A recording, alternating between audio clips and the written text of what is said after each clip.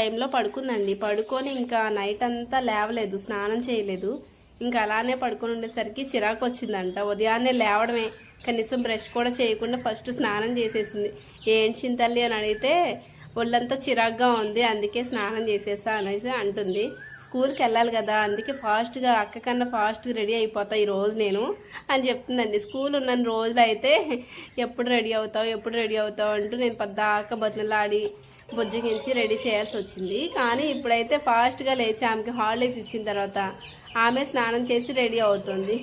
అట్లా ఉంటుందండి మా చిన్న అమ్మాయితోటి. నేను అన్నాను, స్కూలు హాలిడే ఇచ్చారమ్మా, నువ్వు ఒక్కదానివే ఉంటావు కదా, ఎట్లా మరి బోర్ కొడుతుంది కదా, ఏం చేస్తావంటే నేను నిన్ను విసిగిస్తాగా ఇంటికాడ ఉండి, అదే నా పని ఈరోజు అని చెప్పి అంటుందండి.